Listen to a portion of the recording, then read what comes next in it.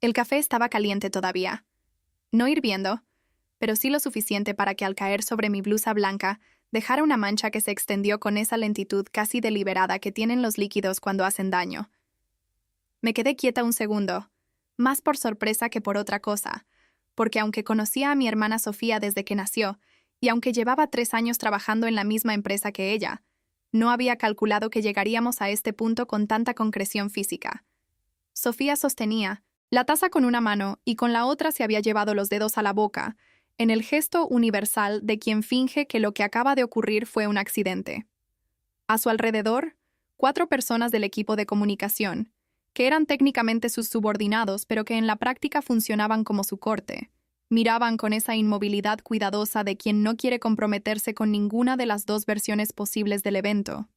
La sala de reuniones del tercer piso tenía paredes de cristal que daban al espacio abierto de oficinas, y desde fuera, a través del vidrio, podía ver que varias personas habían levantado la vista de sus pantallas.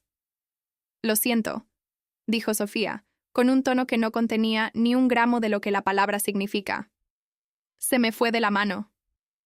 Cogí una servilleta de papel de la bandeja que había sobre la mesa y empecé a secarme la blusa con movimientos tranquilos.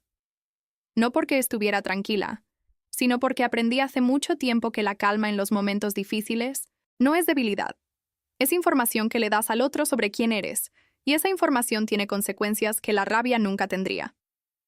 Lo que había precipitado el derrame de café era una discusión sobre la propuesta que yo había presentado esa mañana al comité de dirección, una propuesta de reestructuración del área de comunicación externa que llevaba 2 meses preparando y que incluía, entre otras cosas, una revisión del sistema de aprobación de contenidos que actualmente requería hasta 4 niveles de validación para publicar cualquier pieza, lo cual hacía el proceso tan lento que perdíamos relevancia informativa antes de poder responder a nada. La propuesta había sido bien recibida por el comité. El director general había pedido que se desarrollara en detalle para la junta de la semana siguiente. Sofía dirigía el área de comunicación desde hacía 2 años, posición que había obtenido después de que nuestro tío, que era miembro del consejo de administración, recomendara su candidatura en un proceso de selección, que para ser exactos no fue un proceso de selección en el sentido riguroso del término. Sofía tenía talento para la gestión de relaciones, que es una habilidad real y valiosa, pero la parte técnica del trabajo, la estrategia de contenidos, los protocolos editoriales, el análisis de impacto, eran áreas donde sus conocimientos eran superficiales, y esa superficialidad se había ido haciendo más visible conforme el mercado se volvía más exigente. Yo trabajaba en la misma empresa como consultora interna de estrategia de comunicación, que era una posición sin mando directo sobre personas, pero con acceso a todos los procesos y la capacidad de presentar propuestas al comité. Era un rol que yo había negociado así deliberadamente cuando entré, no porque no pudiera ejercer mando, sino porque me interesaba la libertad de movimiento que da no tener que gestionar una estructura jerárquica. Sofía lo interpretaba como una posición menor. El comité, que es lo que importaba, lo interpretaba de otra manera. «Tu propuesta le está quitando autoridad a mi área», me había dicho Sofía antes de que el café decidiera su propio argumento. «Eso no puedes hacerlo sin hablar conmigo primero. Hablé con tu equipo durante las últimas 6 semanas para recopilar información», respondí. «Tú estabas al tanto de que estaba trabajando en una propuesta de optimización». «¿Optimización?», repitió la palabra con un énfasis que intentaba hacerla sonar como un insulto. «Llevas meses intentando demostrar que mi área no funciona.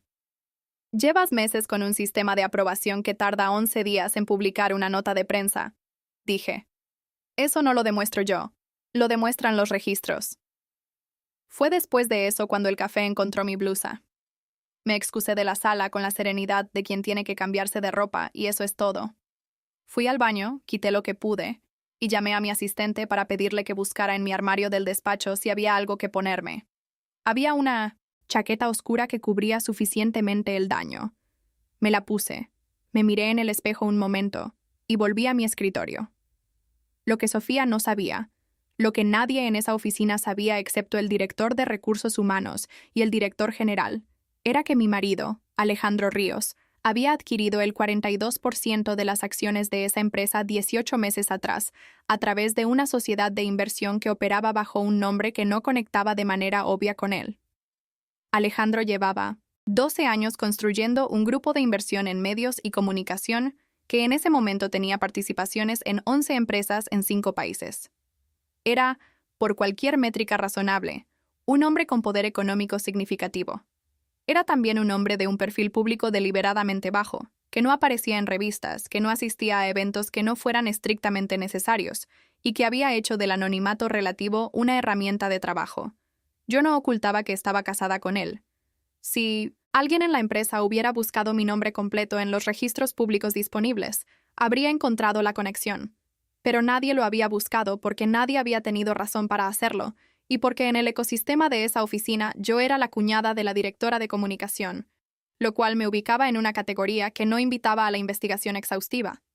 Habíamos acordado desde el principio que mi trabajo en esa empresa sería completamente independiente de su participación accionarial. Yo había entrado por mis propios méritos. Había negociado mis propias condiciones, y las propuestas que hacía las sustentaba con datos propios. Lo que Alejandro hiciera como accionista era su ámbito, con sus procesos y sus tiempos. Esos tiempos llegaron 3 semanas después del incidente del café. Alejandro había programado una visita de revisión estratégica a las empresas del portfolio que se hacía cada 18 meses. Era una visita estándar, documentada en el calendario de la sociedad inversora, a la que la dirección de la empresa tenía acceso desde hacía 4 meses. Si alguien hubiera leído los documentos que el área legal había circulado en enero, habría visto el nombre de la sociedad, habría podido cruzarlo con los registros públicos y habría llegado a la conclusión correcta. Nadie lo había hecho. Alejandro llegó un martes a las 10 de la mañana. Yo estaba en una reunión con el equipo técnico cuando Marcos, mi asistente, me envió un mensaje diciendo que había visita de accionistas en dirección y que el ambiente estaba tenso. Terminé la reunión, respondí unos correos y fui a buscar un café a la cocina del segundo piso sin prisa particular. Fue en ese trayecto cuando Sofía me interceptó en el pasillo, con una energía que reconocí como la de alguien que ha recibido información nueva y todavía no sabe qué hacer con ella. Hay un hombre en el despacho del director general que dice ser representante del principal accionista, dijo. ¿Sabes algo de eso? Sé que hay una visita de revisión estratégica programada desde enero, dije. Está en el calendario compartido. Sofía frunció el ceño. ¿Quién es? Si el área legal te ha informado correctamente, tienen el nombre de la sociedad y el representante autorizado. Elena. Su voz tenía ahora una cualidad diferente, más baja, más directa. ¿Qué sabes tú de esto que yo no sé? La miré. Esta era la conversación que llevaba meses esperando sin anticiparla activamente, la conversación en que el espacio, entre lo que ella asumía y lo que era real, se haría visible de manera irreversible. Lo que sé, dije con calma, es que Alejandro Ríos es el representante autorizado de la sociedad que tiene el 42% de esta empresa, que es mi marido, y que la visita de hoy es una revisión de rutina que estaba en el calendario desde el primer trimestre. El silencio que siguió duró aproximadamente 4 segundos, que en un pasillo de oficinas son un tiempo considerable. Sofía me miró con una expresión que atravesó varias fases en rápida sucesión. Incredulidad, recalibración, algo parecido al miedo, y finalmente una especie de rabia que buscaba forma. ¿Por qué nunca dijiste nada? Nadie preguntó, dije. Y era la verdad, y era la misma verdad que había dicho antes en otro contexto, porque la verdad tiene esa tendencia a repetirse cuando las condiciones que la produjeron no han cambiado. La reunión de revisión estratégica duró toda la mañana. Alejandro se reunió con el director general, con el director financiero y con los responsables de cada área. Cuando llegó al área de comunicación, Sofía estaba presente con su equipo. Yo no estaba en esa reunión porque no tenía razón profesional para estarlo, que era exactamente donde debía estar. Lo que ocurrió en esa reunión lo supe después por el director general, que me lo contó porque consideró que debía hacerlo. Alejandro había pedido los indicadores de rendimiento del área de los últimos 2 años. Había revisado los tiempos de respuesta, los índices de eficiencia editorial, las métricas de impacto externo. Había preguntado por la propuesta de reestructuración que yo había presentado y que todavía estaba pendiente de aprobación. Había pedido que se acelerara el proceso de evaluación, y había hecho una pregunta sobre el proceso por el que la directora actual había accedido al cargo, que era una pregunta que el director general había respondido con la honestidad incómoda de quien sabe que la respuesta no resiste un escrutinio riguroso. Alejandro no despidió a nadie esa tarde. Lo que hizo fue iniciar un proceso formal de evaluación de desempeño en el área de comunicación, con criterios objetivos y plazos definidos, que era exactamente lo que cualquier accionista responsable haría cuando los indicadores de un área muestran rendimiento por debajo del estándar del sector durante 2 años consecutivos. El proceso duró 6 semanas.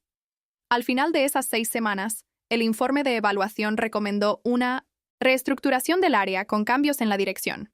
Sofía fue reubicada en un rol de gestión de relaciones institucionales, que era genuinamente el área donde sus habilidades eran más sólidas. No fue un despido. Fue una reasignación fundamentada en datos. Nuestro tío llamó a Alejandro para expresar su desacuerdo. Alejandro le explicó, con la misma calma con que explicaba cualquier decisión de negocio, que las decisiones sobre personal se tomaban con base en rendimiento documentado y que ese proceso había sido transparente y revisable. Nuestro tío llamó después a mi madre. Mi madre me llamó a mí. La conversación con mi madre fue larga y tuvo varios momentos incómodos, que es la descripción más precisa que puedo hacer de ella. Me preguntó si yo había orquestado todo para perjudicar a Sofía. Le respondí que no había orquestado nada, que había hecho mi trabajo, que Alejandro había hecho el suyo, y que los dos eran trabajos separados que en este caso habían confluido en el mismo espacio, pero que seguían siendo trabajos separados. Mi madre no lo entendió completamente, que también es una descripción precisa. Sofía me llamó un mes después de la reasignación, no para pedir perdón exactamente, sino para tener la conversación que llevábamos años evitando, la conversación sobre lo que era real entre nosotras y lo que habíamos construido sobre asunciones cómodas. Me dijo que se había sentido traicionada. Le dije que entendía por qué lo sentía así, aunque no compartiera la interpretación. Me dijo que no sabía que yo era quien era, en el sentido más amplio de la expresión. Le dije que eso era, en parte, porque había sido más fácil para ella tener una versión de mí que encajara en lo que necesitaba que yo fuera. Hubo un silencio que no fue hostil. Luego dijo: ¿Podemos intentar algo distinto? Podemos intentarlo, respondí. Pero va a tomar tiempo. No era una promesa de reconciliación. Era algo más modesto y más honesto. La posibilidad de un proceso, sin garantías, sobre el destino. La propuesta de reestructuración del área de comunicación fue aprobada e implementada durante el trimestre siguiente. El nuevo sistema de aprobación de contenidos redujo el tiempo medio de publicación de 11 días a 2. Los indicadores de impacto externo mejoraron en el primer semestre de aplicación de manera que quedó documentada en el informe trimestral.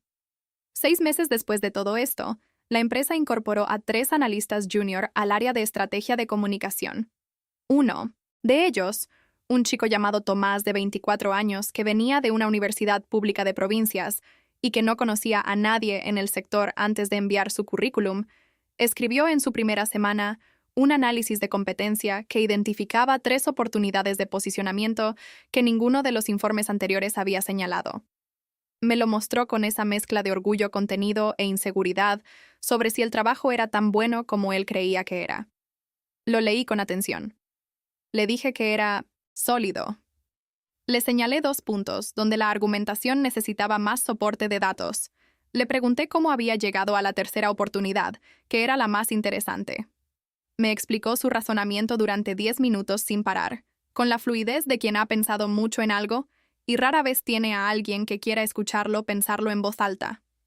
Cuando terminó le dije: desarrolla esto. Trae una propuesta completa en 2 semanas. Te doy acceso a los datos históricos que necesites. Tomás asintió y volvió a su escritorio. Yo volví al mío. Afuera, la tarde seguía su curso con esa normalidad que no es indiferencia a lo que ha ocurrido, sino simplemente la evidencia de que la vida continúa, y de que continuar es, en casi todas las circunstancias que importan, suficiente razón para seguir trabajando.